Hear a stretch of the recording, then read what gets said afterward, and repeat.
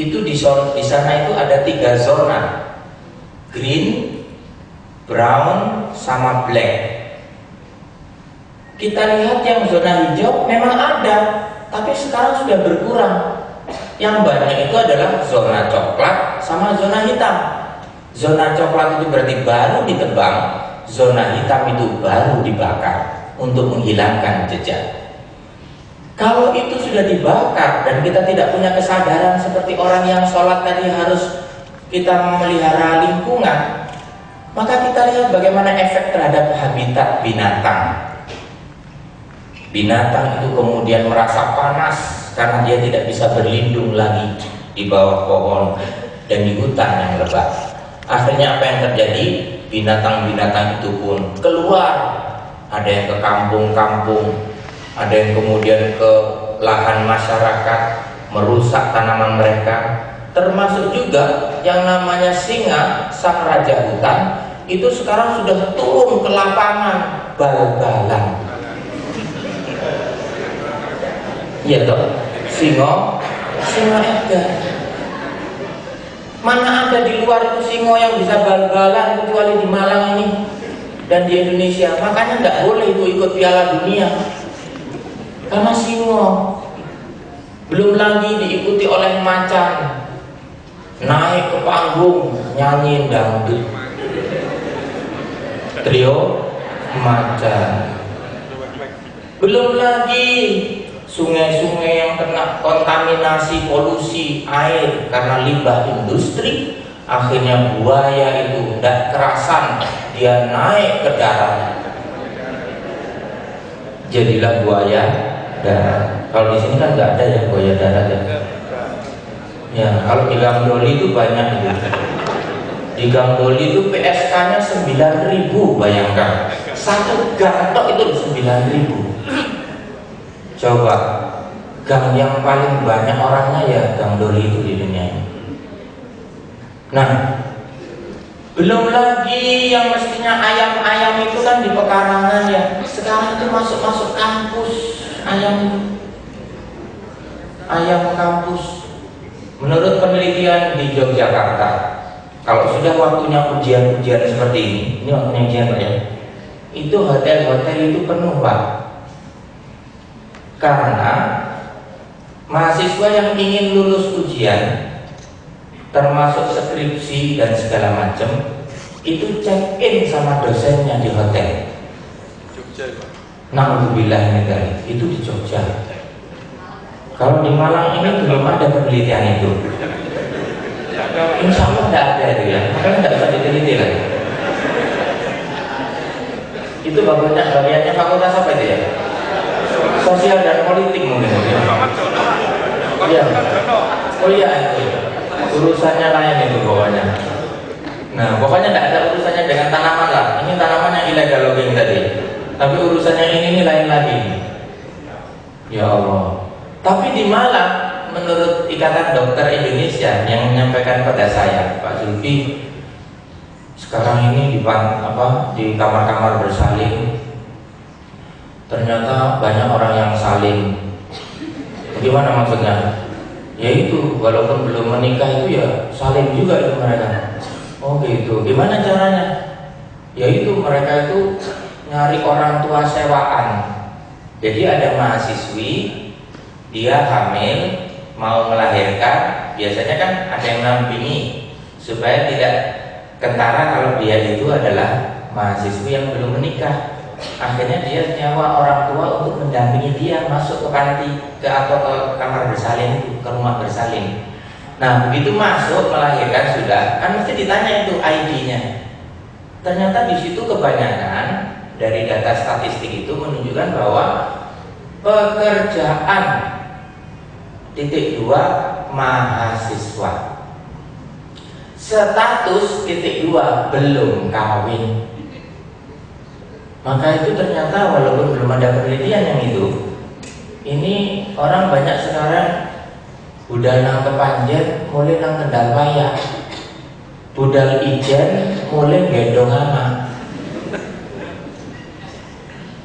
Atau kalau istilah kita LKMD, mohon maaf, lamaran kari, titik-titik gisik. Nah, ini awalnya adalah bagaimana kita menutup aurat, bagaimana kita mempertahankan hijab. Saya kemarin waktu ikut menjadi juri MSQ di sini, Musabaqah Syarhil Quran, itu saya lihat luar biasa talentanya mahasiswa-mahasiswi sini, pidatonya luar biasa, dan rata-rata itu menyampaikan tentang hijab itu tadi. Nah, saya suatu hari jalan-jalan di Car Free Day, walaupun namanya Ijen, tapi ternyata saya tidak sendirian. Banyak orang di situ, ramai sekali. Saya mengajak anak-anak saya dalam rangka untuk jalan-jalan olahraga. Tapi ketika itu saya tertarik dengan seekor kucing, kucing Persia. Kucing ini luar biasa menurut saya, indahnya. Tapi kemudian orang ini memberikan kostum yang lucu kepada kucing itu. Diberi pakaian lucu, diberi kaos kaki supaya kakinya tidak luka dan lecet, tidak kotor, kemudian diberi topi. Wah, menurut saya kucing ini menutup aurat. Subhanallah, saya tertarik betul melihat kucing itu. Nah, tapi itu kan ada talinya, Pak, biasanya ya. Begitu saya lihat itu aliran talinya itu, gitu ya, talinya itu kan dipegang seorang perempuan cantik. Ya itu yang subhanallah. Ini fakultas apa yang urusannya?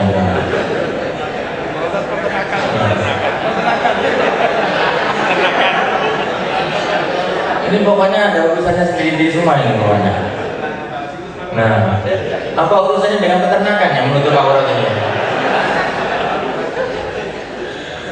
Ya Allah, saya itu juga sering malu kalau sudah melihat begitu tuh. Saya yang malu melihatnya. Kalau bapak-bapak ini kan biasanya orientasinya fikih ya. Kalau dilihat itu kok jelas-jelas haram gitu. Kalau tidak dilihat kok mubadir. Kan bagaimana gitu ya? Itu sudah roknya semakin ke atas, yang atas juga semakin ke bawah. Ini kadang-kadang ya gitu, ada yang atasan tanpa bawahan, ada yang bawahan tanpa atasan, ada yang tanpa atasan tanpa bawahan.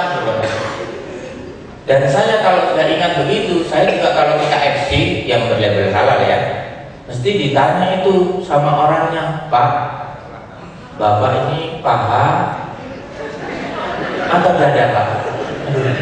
Saya mau jawab karena ini perempuan yang tanya. Pak, mohon maaf Pak ya, paha atau dada Pak Bapak inginnya? Loh, ketanyakan ingin Bapak ini paha atau dada aja Pak. Akhirnya saya malu, saya jawab, sudah saya minum aja.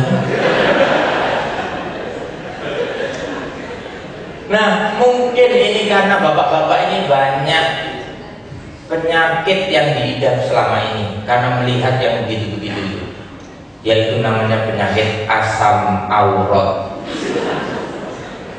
Linu semua badannya kalau sudah melihat begini ini. Ya, padahal kata Nabi kalau kamu melihat begini ini, cepet-cepetlah pulang. Bagaimana kok mau berangkat ke kantor atau cepet-cepet pulang?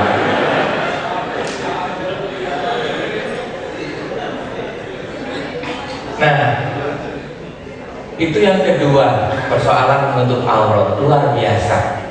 Islam itu sudah jauh-jauh hari. Ternyata kostum kita ini ada hubungannya itu dengan sholat yang kita lakukan. Jadi sebenarnya kalau Islam itu tidak memperhatikan fashion, tidak. Justru Islam itu untuk mengawali sholat itu fashionnya ini yang harus ditata dulu. Bagaimana supaya kita ini sedikit demi sedikit. Kalau dulu di zaman Nabi memang orang tawaf itu mudah belajar. Apa mudah belajar itu ya? Ya bahasa Jawa ini mudah belajar itu loh. Iya, mereka tawaf di sekeliling Ka'bah dengan 360 patung dan yang 4 yang paling besar Lata, Uzza, Manat dan Hubal. mereka itu mengelilingi Ka'bah tanpa busana. Nah, inilah yang sesungguhnya ingin ditanamkan sampai sekarang pun. Pendidikan karakter itu sesungguhnya harus dimulai bagaimana cara berpakaian.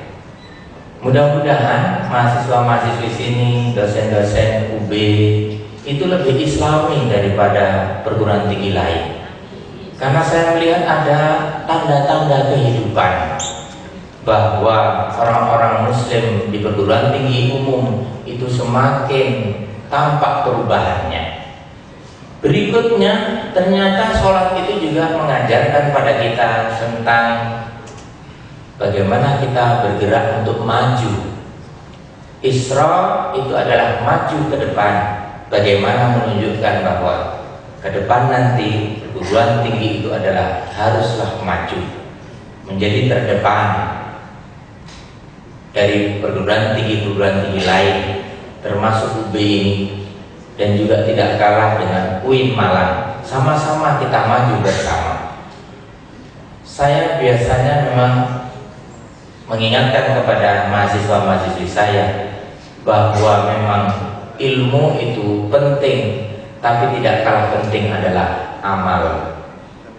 Kalau hanya ilmu saja tinggi, sekarang ini setan dan iblis itu sudah mengajukan surat pengunduran diri. Saya di SMS dari nomor yang tidak register.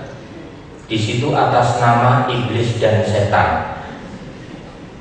Apa yang dia tulis? Ya Allah, saya iblis dan setan ingin mengajukan pengunduran diri, pensiun dini. Terus ditanya oleh Allah, kenapa wahai iblis? Ya, saya ini sudah tidak tahan lagi melihat ulah manusia. Manusia ini sudah lebih kejam dari saya dan lebih jahat dari setan. Masa mereka itu korupsi katanya. Yang enak itu kan manusia. Katanya begitu manusia ditanya di pengadilan, itu karena hamba, karena saya, karena kami yang menggoda. Terus kemudian mereka itu yang berzina, kan mereka yang menikmati, kok katanya yang salah hamba, yang menggoda. Padahal kami tidak ikut-ikut itu waktu itu. Coba yang datang ke Doli itu siapa? Terus bawahnya lagi yang paling parah, ya Allah, setiap tahun tuh kami tuh dilempari di Mina oleh seluruh jamaah haji di dunia ini. Padahal yang melempari itu ya teman-teman hamba juga katanya. Kenapa kok hamba ini yang disalahkan katanya? Mulai sekarang ini ya Allah, kami ingin mengundurkan diri. Tidak saya jawab waktu itu. Ya, karena memang gimana ya? Kalau tadi kaitannya dengan maju tadi, kalau saya katakan segi keilmuan saja tidak dibarengi dengan agama, maka memang itu tadi yang terjadi. Orang hanya pinter tapi tidak benar. Padahal kita membutuhkan orang yang pinter tapi juga benar. Itulah yang banyak sekarang ini, pinter tapi keblinger. Sholat itu menghadap ke depan, mengajarkan kita untuk fokus, untuk khusyuk. Menurut Ustadz yang memberikan terapi sholat khusyuk, siapa itu Pak? Abu Sangkan. Beliau itu mengajarkan sholat khusyuk karena ternyata ketika kita sujud lama itu secara medis, setelah diteliti, ketika darah itu mengalir semua ke kepala dan ke otak, begitu konsumsi luar biasa di otak ini, sehingga orang yang sujudnya lama dan khusyuk itu dia akan terhindar oleh kanker otak. Dan subhanallah itu dibuktikan benar. Abu Zangkan itu kalau mengajarkan tentang sholat khusyuk termasuk sujudnya sesuai dengan kata Nabi, fa'akfirud du'a fis sujud. Kenapa?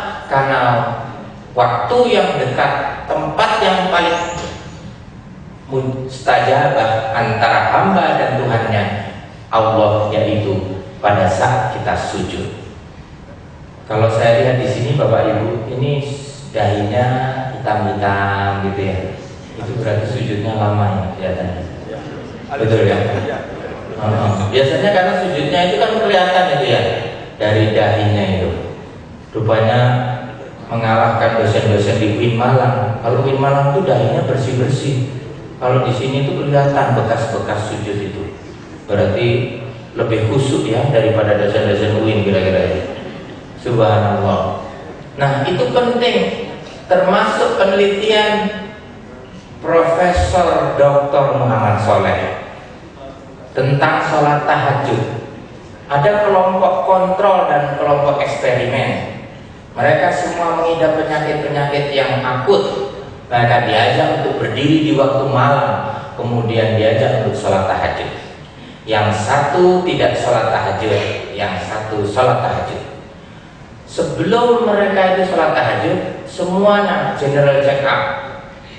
Setiap sholat tahajud kemudian dicek lagi. Bahkan di akhir, setelah semua paket penelitian itu dilakukan, beliau disertasinya itu di UNER, itu ternyata orang-orang yang di dalam kelompok eksperimen yang selalu tiap malam itu melakukan sholat tahajud, penyakitnya itu kemudian berakhir reda, berakhir berkurang, dan kemudian badannya kemudian fit, sehingga badan yang fit itu kemudian imunitas tubuh itu kembali normal, dan kemudian penyakit-penyakit itu pun kemudian sembuh. Subhanallah.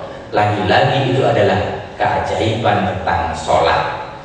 Nah, Bapak Ibu yang saya hormati, sholat ini juga ternyata mengajarkan selain dari kesehatan lahir dan batin tadi, jasmani dan rohani, tapi juga mengajarkan pada kita tentang fleksibilitas.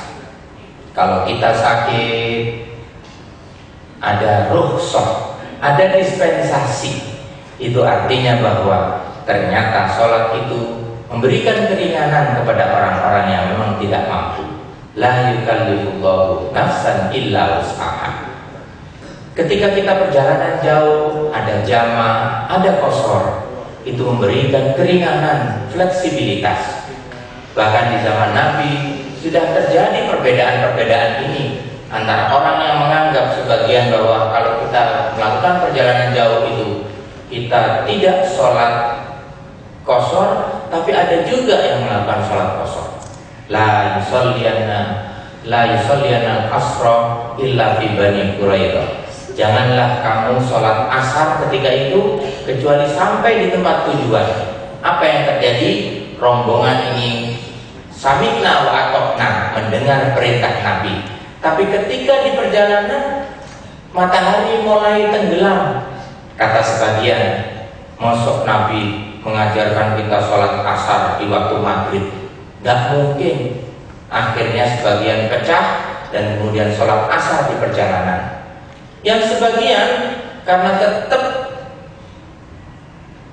taat kepada Nabi, dia tidak sholat asar sampai di tujuan. Begitu di tujuan ternyata memang betul sudah masuk waktu maghrib, dan akhirnya sebagian rombongan ini pun akhirnya sholat asar dan kemudian sholat maghrib. Kembalilah kemudian kepada Nabi dan mereka melaporkan, ya Rasul, bagaimana menurut engkau kami ini berbeda ketika di perjalanan? Yang satu sholat asar di perjalanan, yang satu sholat asar di tempat tujuan. Nah, sama-sama berikan argumentasi. Akhirnya Nabi mengatakan, kilahuma shahihan, dua-duanya kalian itu adalah sama-sama benarnya. Ini menunjukkan bahwa jikalau ada perbedaan pendapat di kalangan kita tentang sholat, tentang apapun saja, maka kita harus hadapi dengan secara arif dan bijaksana. Nah, Bapak Ibu, dalam rangka kita ini tinggal menghitung hari puasa yang akan kita lakukan ini, Rasulullah pernah mengatakan, man fariha bidukhuli Ramadan haramallahu lahu jasadahu minan nar.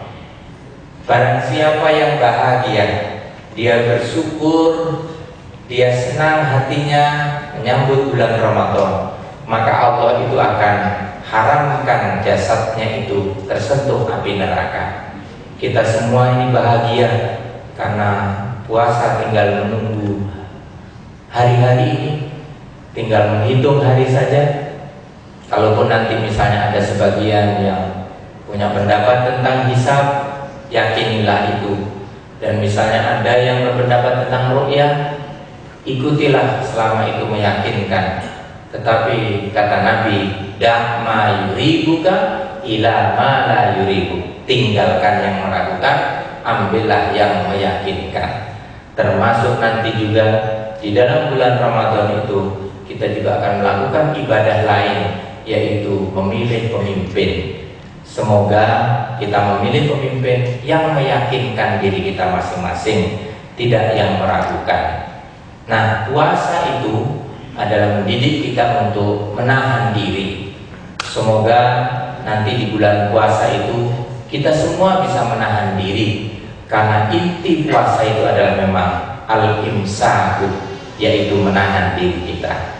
Nah, antara sholat dan puasa itu tentu hubungannya sangat erat. Kata Nabi, bunyal Islamu ala khamsin. Islam itu ditegakkan oleh 5 perkara. Pertama adalah 2 kalimat syahadat sebagai pondasinya. Yang kedua, sholat sebagai tiangnya. Dan kemudian puasa itu sebagai dindingnya. Dan ventilasi dan pintu itu adalah zakatnya. Dan topping bagian atas itu adalah haji. Maka sempurnalah bagian keislaman seseorang selama dia juga membangun semua unsur-unsur yang ada di dalamnya, yaitu sholat dan termasuk puasa. Semoga kita semuanya dilindungi oleh Allah Subhanahu wa Ta'ala, diterima segala sholat dan ibadah kita, mulai kita lahir menegakkan sholat sampai besar sekarang ini. Semoga sholat kita itu memberikan dampak tidak hanya secara individual maupun secara sosial, dan semoga secara hablum minallah dan hablum minannas meningkat baik secara kuantitas maupun kualitas. Dan semoga Allah Subhanahu wa Ta'ala akan memilihkan di bulan yang agung, di bulan yang mulia, di bulan yang barokah, seorang pemimpin yang mampu memimpin bangsa kita ini menjadi bangsa yang baldatun thayyibatun warabun ghafur. Terima kasih dan mohon maaf air telaga warnanya biru, tempat mandi si anak darah. Kalau ada kata keliru, jangan simpan di dalam dada. Assalamualaikum warahmatullahi wabarakatuh.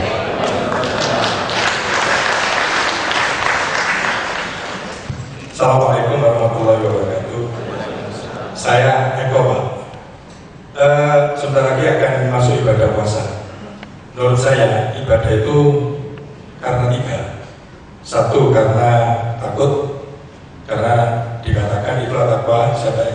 Siapa yang meninggalkan siapa yang melaksanakan akan mendapat pahala, siapa yang meninggalkan akan mendapat dosa. Itu karena takut. Tapi ada ibadah karena cinta. Imam Al-Ghazali itu jam 9 selalu nangis. Ditanya sama muridnya, "Hai guru, kenapa menangis?" "Oh iya, saya tadi malam lupa nggak sholat malam." Itu karena cinta. Setiap ibadah haji selalu berbondong-bondong itu karena orang mengkalkulasi. Karena ibadah, jadi ibadah karena ingin mendapatkan pahala. Orang berbondong-bondong ingin sholat di Masjidil Haram karena ingin mendapatkan sholatnya dilipat gandakan. Dari ketiga model ibadah tadi, ibadah karena cinta, ibadah karena takut, dan ibadah karena kalkulasi, kalau menurut Bapak mana yang lebih tinggi derajatnya? Terima kasih Pak, mohon maaf. Assalamualaikum warahmatullahi wabarakatuh. Saya Mas Suhud. Bisakah di Indonesia ini mulai puasanya diserpakan? Terima kasih. Baik, terima kasih. Ini pertanyaan ini seperti saya waktu ujian disertasi saja ini. Ya, pertama tadi yang ditanyakan adalah tentang hakikat puasa. Nah, ibadah itu prinsipnya memang dua hal yang kita inginkan. Al-ibadatu ma quddiyat ibtigha'an liwajhillahi wa talaban li thawabihi fil akhirah. Pertama adalah untuk mencari ridho Allah. Ridho Allah tadi Pak, termasuk yang Bapak sampaikan adalah ada unsur cinta di situ. Karena ketika Allah mencintai kita, maka itu artinya Allah meridhoi kita. Ridho itu artinya rela. Sebagaimana Nabi katakan, ridho fi ridhol walidain. Keridhaan Allah itu ada pada keridhaan orang tua. Ketika kita dicintai oleh orang tua kita, disitulah hakikatnya kita sebagai anak. Apa yang kita lakukan itu hanya karena kecintaan kita kepada orang tua, untuk membahagiakan orang tua kita dalam rangka berbakti kepada keduanya. Nah, begitu pula kepada Allah, memang unsur cinta itu adalah hasil akhir dari semua ibadah yang kita lakukan. Orang-orang yang cinta kepada Allah itu disebut dengan mukhlishina lahuddin. Orang-orang yang ikhlas hatinya, artinya memurnikan apa yang diniatkan itu hanya kepada Allah Subhanahu wa taala, tidak diniatkan untuk yang lain-lain. Apalagi tadi mungkin untuk tahap tertentu orang memang seringkali menghitung pahala, sama dengan sholat. Kalau orang sendirian 1, kalau berjamaah 27, kalau bersedekah 10 sampai 700, kalau membaca ayat Al-Quran 1 huruf 1 sampai 10, seperti itu Pak ya. Itu memang Rasulullah juga memberikan itu kepada orang-orang yang memang levelnya baru memahami bahwa ibadah itu adalah mendapatkan pahala. Tetapi pada titik tertentu nanti orang itu akan mendapatkan kecintaan dari Allah Subhanahu wa taala karena ibadahnya. Sehingga orang yang ketika termotivasi ibadah karena kalkulasi, karena apa yang satu tadi? Takut, kemudian cinta, itu pasti punya efek terhadap ibadah seseorang. Orang yang sholatnya semata-mata karena kalkulasi, mungkin seperti orang jamaah haji tadi Pak, walaupun tidak semua haji seperti itu. Misalnya sekarang kalau sholat di Masjidil Haram itu pahalanya sekali sholat 100.000. Kalau di Masjid Nabawi 10.000 atau 1.000. Maka haji yang sudah 40 hari 40 malam di sana pahalanya pasti bermiliar-miliar. Begitu dia pulang ditanya, Pak Haji, kenapa kok tidak sholat?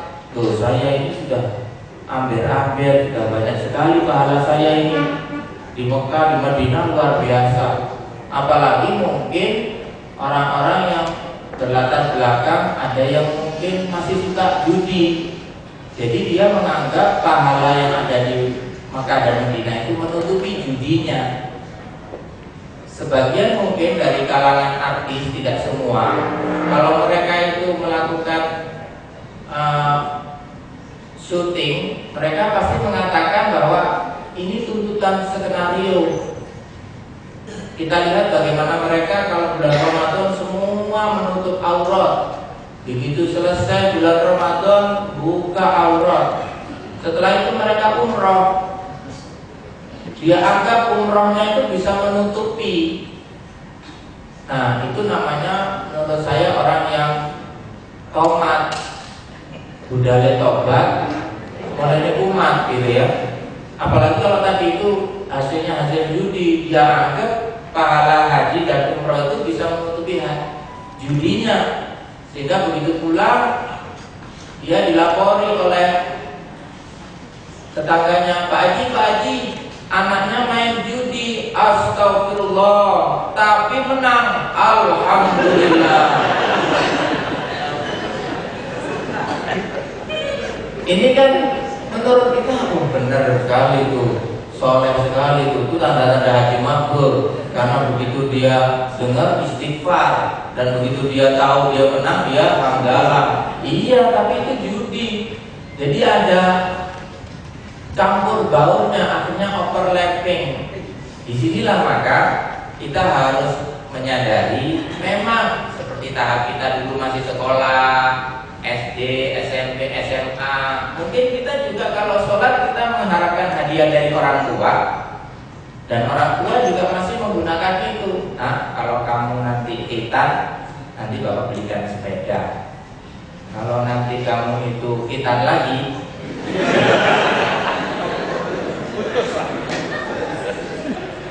nah, jadi kita memberikan hadiah-hadiah itu sebagai motivasi sesungguhnya. Jadi pahala yang di dunia ini menurut saya itu bagian dari motivasi, Pak. Jadi menurut saya tidak keliru orang itu beribadah itu mencari pahala, tetapi harus ditingkatkan karena memang tadi setiap level ibadah itu berbeda-beda. Sebagaimana tadi Imam Ghazali menyatakan, bahkan Nabi Muhammad juga begitu. Nabi Muhammad itu kalau sholat malam, Pak, memang kakinya sampai bengkak. Kalau kita ini apanya yang bengkak? Mungkin perutnya, karena kebanyakan berbuka dan bersahur. Tapi kalau Nabi memang betul-betul sampai Nabi mengganjal perutnya dengan batu, karena waktu pagi itu ternyata makanannya diberikan kepada orang yang mengemis sudah 3 hari 3 malam tidak makan. Kalau kita juga memang bawa batu, cuma batu itu kemudian jangan-jangan dilemparkan itu, enggak ya? Nah, begitulah kira-kira. Jadi orang ibadah apapun, termasuk sholat, zakat, haji, dan puasa ini. Namun puasa itu kata hadis qudsi dikatakan bahwa asyam li wa ana ajzibi. Puasa itu tidak disebutkan pahalanya, sehingga kemungkinan besar seperti dosen kontrak atau misalnya pegawai lepas, kalau dia rajin maka dia akan selain mendapatkan HR, dia akan dapat bonus. Tapi kalau dia itu tidak rajin, maka bisa-bisa dia jangankan mendapatkan bonus, mungkin HR juga akan dipotong. Nah, puasa itu mengajarkan kita untuk betul-betul menjadi orang-orang yang ikhlas karena Allah. Karena kita puasa, kita tidak tahu, orang lain pun juga tidak tahu. Apakah kalau orang kurus itu sudah pasti puasa? Mohon maaf, Pak. Pak Rektor ini termasuk kurus apa kamu ya? Ya, ini kan khairul umuri awsaduha, yang terbaik itu tengah-tengah. Nah, kalau yang kurus, orang mungkin juga menganggap bahwa bapak ini kurus, wah bapak pasti rajin puasa ya.